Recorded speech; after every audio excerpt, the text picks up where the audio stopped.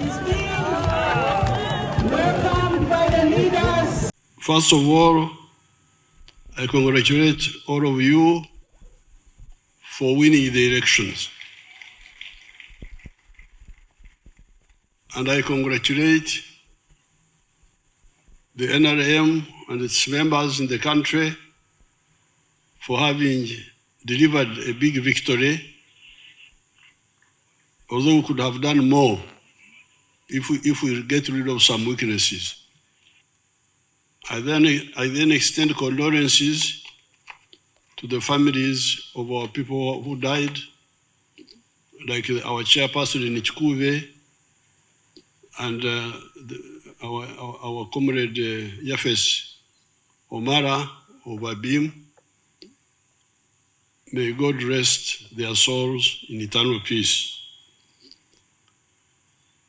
I congratulate you because you are now not only followers of the NRM, but leaders. There's a difference between a follower and a leader. A follower may be a member supporting some aspects of the movement, but without going deep into the theory of the movement, the depth of the beliefs of the NRM. You can have Christians, you can have Muslims, but you also have priests and bishops and archbishops and sheikhs. The sheikhs and the priests know more about their respective religions than just the members, the Christians or the Muslims. You are therefore now priests of the NRM. So this is some sort of small seminary. You have come in the seminary here. Maybe you have had other cadre training courses, but it's important that you consolidate whatever you already know. If you want to understand the NRM, you'll have to look at 3 words: ideology, philosophy, and strategy. The second mission, this one deals with the historical mission of prosperity. This generation must create prosperity for the African people. In the past, African people were slaves. In the colonial times, there was poverty. If you check the figures, by 1962, I think only about 4% of the people were in the money economy. You check the figures, I think maybe 6 or 9%. Can you check? How many people were in the money economy in 1962? How many homes?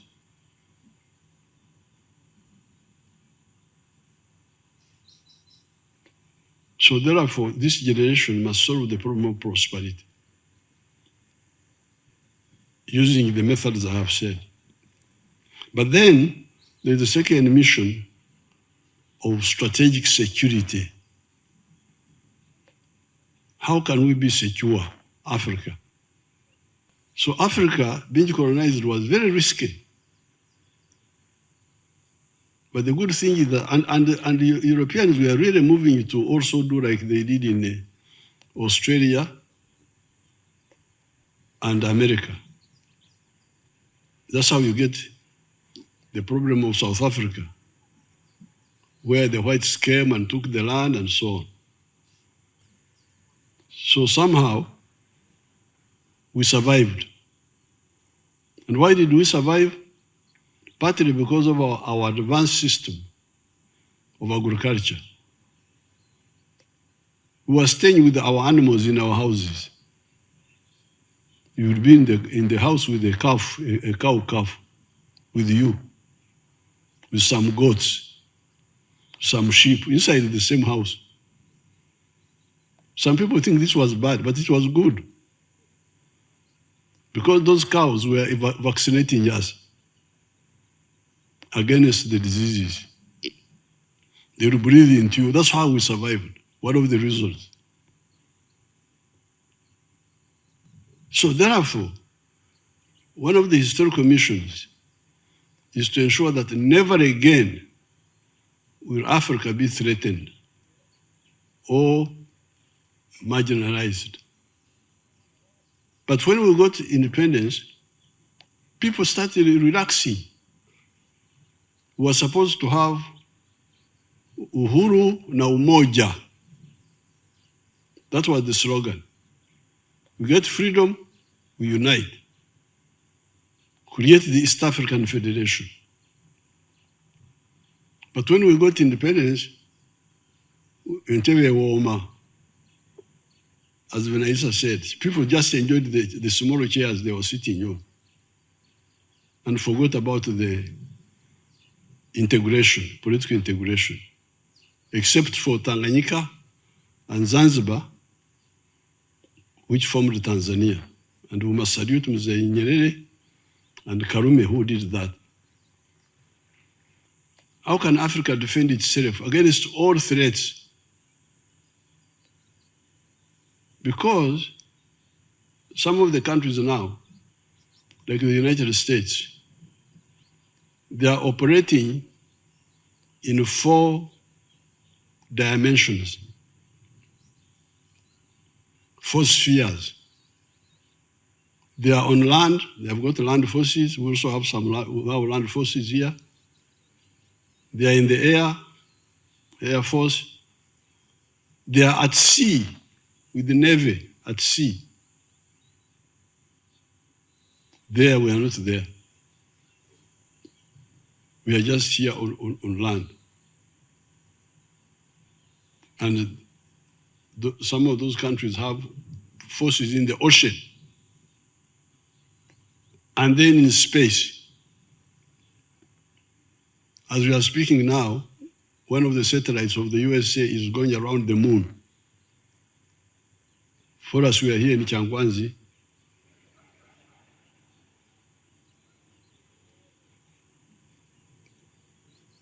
Eating macaroni or something like that, I don't know. This is very dangerous. This is very dangerous.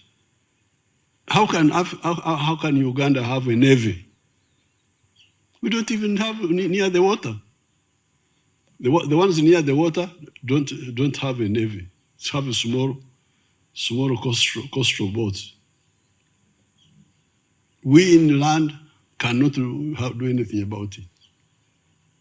So that's why we are saying political federation of East Africa. So that we don't want to go and fight other people, but want to go into the ocean also, big way, and find out what's happening in the ocean. After all, that ocean has got a lot of resources. Fish, what is all there. Now, we are not there.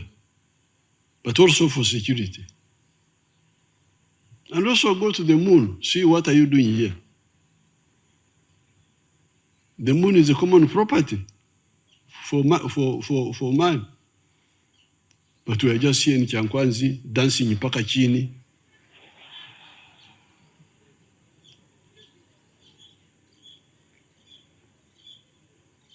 When people are on the moon, looking at us like ants, as if we are ants. So, the issue of strategic security, that is historical mission number 3. Number 2. Number 3, guarding our heritage. The African heritage is very, very strong. That's how we were able to survive slave trade. because we are very strong people, genetically. And our culture is very strong. You don't marry within your clan, you marry outside the clan. So the genes are very strong. The foods we eat. Me, I eat African foods. So therefore, that's the third historical mission, guarding our heritage, our language. Our strategy is to preserve our languages, and we feed Swahili to have more vocabulary. So therefore, once we do those, we shall address the issue of prosperity, the issue of strategic security, and the issue of heritage of the Africans. But coming in detail to prosperity, that's where we tell you of the four sectors of the Ugandan economy where you can have prosperity. Because you may say, okay, I want to be prosperous, but where do I go? We say the addresses are the following. Number one, commercial agriculture. Small scale, PDM type, or big scale. Number two, manufacturing. Either big manufacturing or a myoga, the small artisans, carpentry, shoemaking, and so on. Maize milling. That is the second sector. Third one, services. Border. So that helps us to deal with the issue of prosperity, the issue of strategic security, and the issue of heritage. Now we come to philosophy. What makes man work? This confused a lot of people in the past. But Jesus had addressed it 2,000 years ago. He talked of the hired hand, the hired shepherd, who, when the sheep are attacked by the wolf, he runs away and the wolf eats the sheep. But the owner of the sheep will defend them with his own life. So that's how the NRM was able to, people had been confused with the parastatals, with what? You can imagine Uganda hotels had hotels in Kampala, in Gulu, in these places.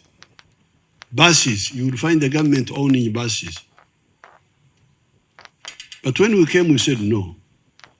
Private sector-led growth. Now, finally, once you have got this analysis, diagnosis, prescription, the plans, how about implementing them? Comes the question of discipline.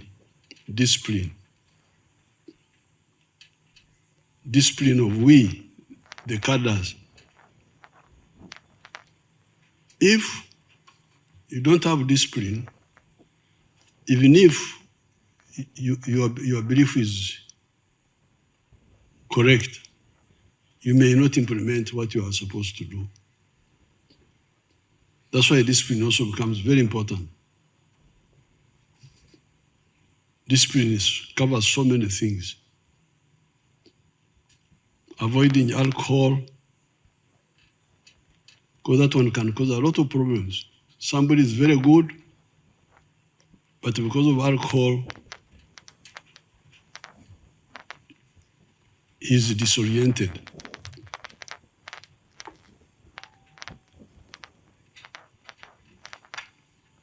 corruption. Corruption, very dangerous. Because now that you are in leadership, if you are corrupt, not only are you going to misuse government resources, but you will become a bad example. If all the others copy you, where will the country be? If we capture this, the summary of which I have given you, we can't go wrong. Uganda's economy has been growing very fast in spite of this mistake. Powered by whom? By the private sector and the army, which guards peace, and the farmers. So if you, the leaders, you come as clean new brooms, don't please involve yourself in corruption. Don't please, I beg you. And I also not tolerate corruption. If it's necessary to have a new war, I will have a new war. It's very bad. It diverts us. Corruption, for what? Corruption is cowardice. You fear to confront life yourself. Then you think the shortcut is stealing.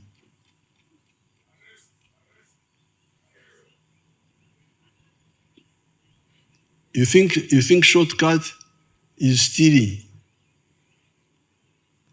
So why can't you be proud to earn from your sweat? Banyankwara, when it is raining like now, and you hear lightning in the sky, you say, Gambira hai guru. Tinkariga kam kagano kamhara. Please, lightning, don't strike me. I've never eaten anything. I've never cheated a daughter or a friend. I am a clean man. That's what you should say. But lightnings may strike you if you are not careful. If you have eaten somebody's something. So with these few words, it is my pleasure to open your seminar. Thank you so much. Our seminar.